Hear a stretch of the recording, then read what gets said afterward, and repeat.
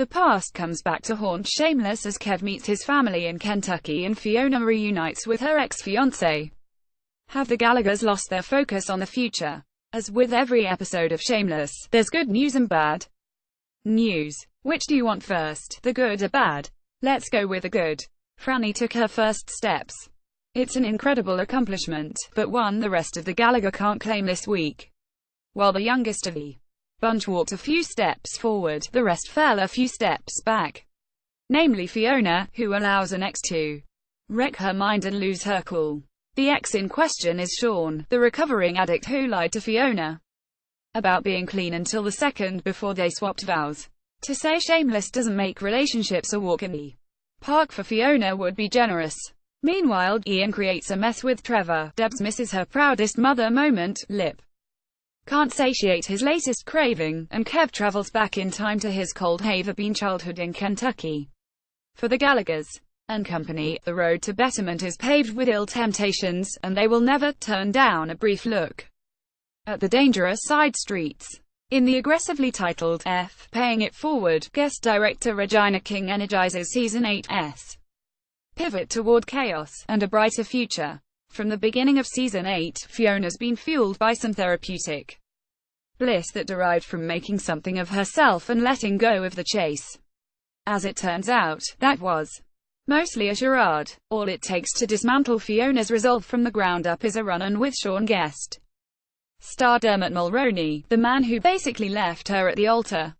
Nessa advises her to stand him up for his proposed dinner, but Fiona can never let a sleeping dog lie. Of course, Sean has been clean for 1 year and wants to make amends with Fiona. He even repays her for the cost of the wedding. What a guy! Fiona misreads his intentions and tells him they can't just go back to being in a relationship.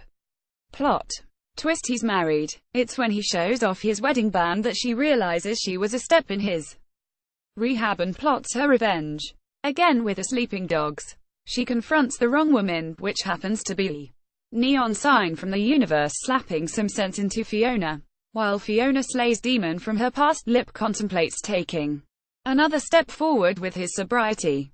Along with alcohol, he's given up, and the lack of intimacy weighs heavily on his mind and tempts him in his dreams. Lip tries using a dating app, but kissing a girl with rum breath isn't the high he's looking for. Instead, Robbie, the female mechanic, exhausted of hearing him complaining about his UAL frustration, pity sleeps with him. After last week's reckoning with Professor Ewans, this Lip story falls rather flat. Meanwhile, St. Francis remains one of the only Gallaghers committed to keeping his new leaf completely turned over. He's offering advice to his children, reminiscing about their first steps, and seeking out ways to be a more active presence in Liam's life. Whether his motivations are to spend time with Liam or prove himself to the wealthier parents at his school doesn't matter. Frank Gallagher wanting to join the PTA and run a fundraising car wash is already a win. Also, it's refreshing to know that the old Frank still lives with his eye-roll-worthy monologue on lost masculinity that somehow helps the PTA mom hit on him. Sure, Frank charges into his second act with an unwavering determination, but Evie's pilgrimage to discovering his inbred, backwards Kentucky roots doesn't paint the same rosy picture. Kevin V arrive at Evie's family home with the culture shock of a lifetime, and that's saying something coming from the South Side. As he quickly learns, his father has passed, his mother fled, and his many siblings are scattered about. His aunt and uncle take them in, and Kev eats up every memory with a spoon. But V's got her skepticism locked and loaded. Shameless makes a few pointed jabs at white supremacy, with Kev's grandfather being a slave owner and the kids running around in KKK hoods for Halloween, but the disparity between Kev's lifestyle with his family's flesh is out Kev like we haven't seen before. He's a big guy, but he's insecure. I mean, he never knew who he was. But when it slips that his father left him at the gas station on purpose, his siblings ease his years of worries. He owns a bar. He got out. He won. Just like the Gallaghers before him, Kev isn't where he came from. Odds End Skull takes it upon himself to catch the neighborhood thief. As a proud cadet, he takes his role mighty seriously, but he's using intimidation tactics he most likely didn't learn in military school. Hey, the South.